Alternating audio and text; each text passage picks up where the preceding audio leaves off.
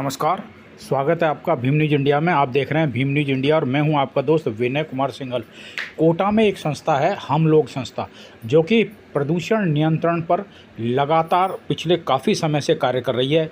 इनका उद्देश्य है वायु, जल, ध्वनि प्रदूषण कैसे कंट्रोल किया जाए और लोगों में कैसे जागरूकता फैलाई जाए। इसके लिए ये संस्था पूर्णतः समर्पित है। आइए बात करते हैं इस संस्था के क्या उद्देश्य हैं और ये किस प्रकार कार्य कर रही है।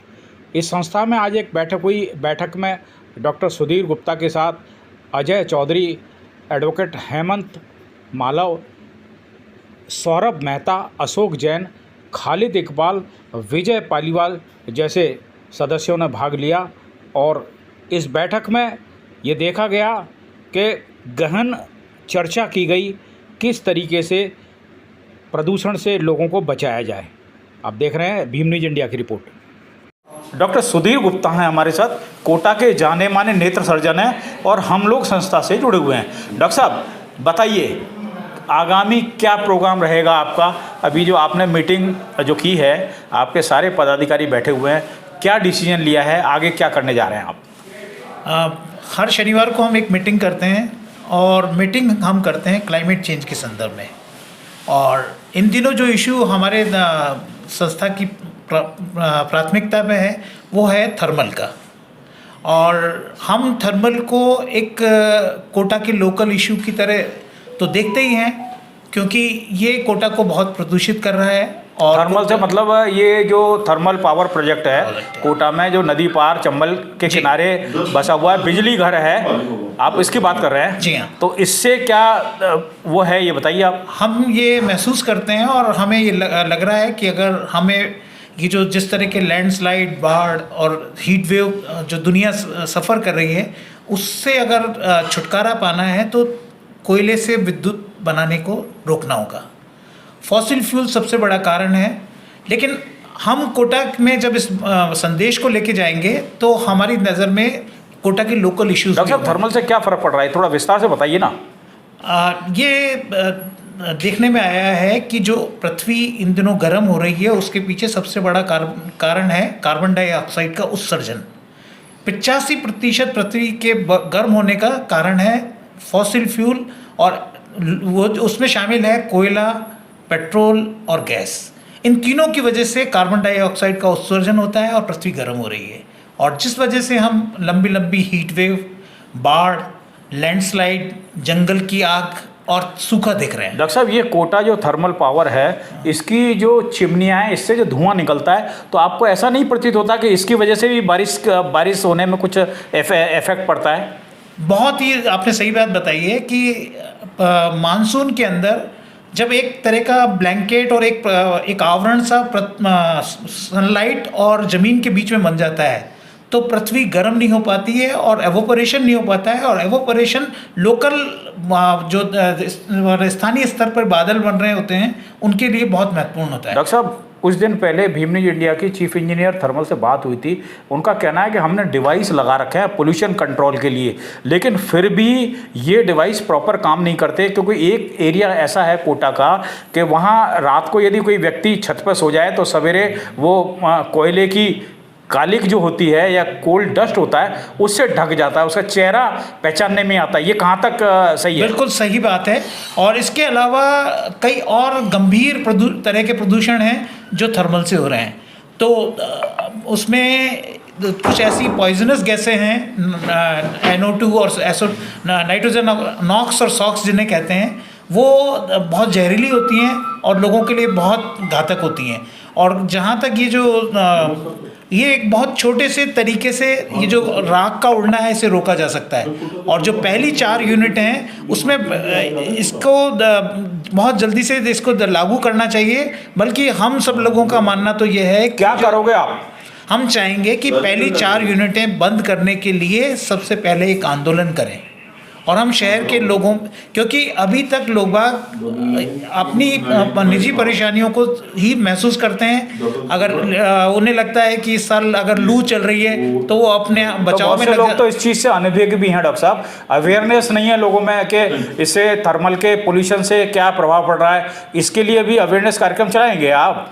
बिल्कुल, हम थर्मल के पॉल्यूशन और सबसे उससे भी ज़्यादा महत्वपूर्ण जो थर्मल में जो कोयले का उपयोग हो रहा है और जिसे ज़्यादातर देश रोक चुके हैं और हिंदुस्तान के अंदर भी सब्स्टिट्यूट क्या रहेगा?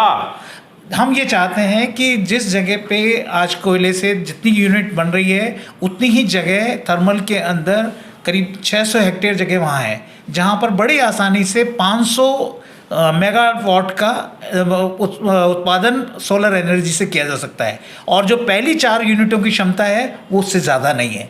तो हम चाहेंगे कि जल्दी से जल्दी उस खाली जगह के अंदर सोलर के पैनल्स लगाएं, एक सोलर पार्क डेवलप किया जाए और हमें इस थर्मल के प्रदूषण थर्मल के प्रदूषण से कोटा को मुक्ति दिलाई जाए। और न केवल कोटा के लोगों को, बल्कि हम चाहते हैं कि जो हमारी नेतृत्व करने वाले लोग हैं वो इस बात को भूल रहे हैं कि ये जो प्रकृति की इतनी सारी दिक्कतें वो पूरी दुनिया जो महसूस कर रही है, उसके लिए उन्हें कोयले से बिजली बनाना रोकना होगा। हमारे साथ एक एडवोकेट है, जागरूक हैं, पर्यावरण संबंधी जो आंदोलन है हम संस्था का उससे जुड़े हुए। क्या शुभ नाम है? मेरा नाम हेमंत मालव एडवोकेट हो। मैं कोटा में भी प्रैक्टिस करता हूँ, हाई कोर्ट में भी प्रैक्टिस करता हूँ। पिछले 26 साल से मैं प्रैक्टिस कर रहा हूँ और मैंने बहुत सारी PILs लगाई है कोटा में। और कोटा हेमंत मालव साहब? हाँ, हेमंत मालव एडवोकेट। हेमंत मालव साहब एडवोकेट हैं। अब एक चीज बताइए, आपका पेशा तो लिटरली बिल्कुल अलग है, पर्यावरण से कैसे आप पर्यावरण संरक्षण करने से आप कैसे जुड़े हैं? एक्चुअल में मैं सामाजिक कार्यकर्ता भी हूँ और राजनीतिक कार्यकर्ता भी हूँ। कैसे बचाओगे पर्यावरण को? कोटा के पर्यावरण का जो माहौल है वो इतना दूषित हो रहा है। यहाँ वाटर पोल्यूशन है, नॉइज पोल्यूशन है, एयर पोल्यूशन है, किस किस तरीके के पोल्यूशन है, आप कैसे बचाओगे? आप बताइए, क्या आपका फ्यूचर प्लान रहेगा? अभी हम करंटली जो गणेश उत्सव हो है, 7 तारीख को स्थापना है और 17 तारीख को विसर्जन है, इस पे हमारा मेन फोकस है। फिर बाद में हम एयर पोल्यूशन की बात करेंगे, फिर इसके अलावा ग्राउंड पोल्यूशन की बात करेंगे। पर जो सबसे बड़ा मुद्दा है कोटा में, जो चंबल प्रदूषित हो रही, मेली हो रही है, हमारी चंबल नदी मेली हो रही है, उस पे हमारा फोकस है सबसे इम्पोर्टेंट। क्योंकि वो बहुत बड़ा इम्पोर्टेंट इसलिए है क्योंकि वो पीने का पानी है जो पूरे कोटा में पीते हैं उसका पानी, इसके अलावा पूरे हाड़ौती में पीते हैं उसका पानी, उसके अलावा पूरा। एडवोकेट मालव, एक चीज आपको पता होना चाहिए कि इस चंबल में गंदे पानी के नाले डल रहे हैं, उसके लिए सरकार आज तक कुछ नहीं कर पाई। आप क्या करोगे? अभी वो उसके लिए भी हम कोशिश कर रहे हैं कि ज्ञापन देंगे और पर्टिकुलर फिर भी हमारी बात नहीं सुनेंगे तो हम राज्य सरकार से बात करेंगे, फिर भी नहीं सुनेंगे तो केंद्र सरकार से बात करेंगे। जनता का सहयोग लोगे? जनता का सहयोग लोगे? लेंगे। बिना किसी जन आंदोलन जब खड़ा होता है, जब जनता का सहयोग होता है। जनता का सहयोग तो लेना ही पड़ेगा हर चीज में, पर अगर फिर भी हमारी बात नहीं मानेंगे, कहीं भी हमारी बात सुनाई नहीं होगी तो हम उस पर भी हम PI लगाएंगे कोटा में। अच्छा, अब जब आप बता रहे हैं कि ये अनंत चतुर्दशी आ रही है, इसमें उसके बाद मूर्तियों का विसर्जन होता है, मूर्ति प्लास्टर ऑफ पेरिस से बनी होती है जो कि पानी में जाके बहुत खतरनाक केमिकल बनता है, उससे जलीय जंतु मर जाते हैं। यही पानी खेतों में जाता है, फसल नष्ट होती है। यही पानी यदि मवेशी पीते हैं तो उनको नुकसान होता है। इसको कैसे रोकोगे आप? इसको हम चाहते हैं कि ये मतलब इस बार कोटा में इको फ्रेंडली, इस बार हमारा जो कोटा है इको फ्रेंडली गणेश उत्सव मनाया जाए। इसके लिए क्या तैयारी? इसके लिए हम लोग मीटिंग कर रहे हैं, लोगों को पूरे कोटा के में हम लोग नुक्कड़ नाटक करेंगे। इसके अलावा हम मूर्ति बनाना सिखाएंगे मिट्टी से। इसके अलावा हम कलेक्टर को ज्ञापन दिया हुआ, हमने संभागीय आयुक्त को ज्ञापन दिया, नगर निगम को दिया, पोल्यूशन कंट्रोल बोर्ड को हमने दिया, चीफ मिनिस्टर को दिया, CM को दिया, मुख्यमंत्री को, प्रधानमंत्री। एक चीज सुनो सर, ज्ञापन देना चीज अलग है, लेकिन किसी चीज को धरातल पर उतारने के लिए आपकी संस्था को मैन टू मैन प्रयास करना पड़ेगा। इसके लिए बताइए आप ऐसा क्या करने जा रहे हैं? ऐसा है, हम पहले तो सबसे पहले से, क्योंकि इनकी ड्यूटी है, किसकी, प्रशासन की ड्यूटी की इसको रोकें। उसके लिए हमने उनको ज्ञापन दिए हैं रोकने के लिए कि आपको, आपकी ड्यूटी, आप इसको इम्प्लीमेंट कीजिए। सुप्रीम कोर्ट ने कहा है कि आप इसको, ये नहीं होना चाहिए। तो इम्प्लीमेंट तो गवर्नमेंट ही करेगी ना, पब्लिक थोड़ी करेगी।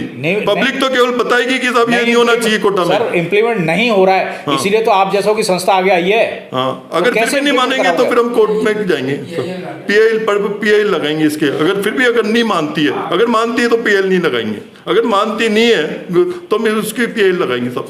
और फिर हम अपनी बात को रखेंगे वहाँ पे, कोर्ट में रखेंगे। अगर कलेक्टर हमारी बात सुन लेगा तो हम क्यों पीएल लगाएंगे? पार्टी बनाओगे सबको?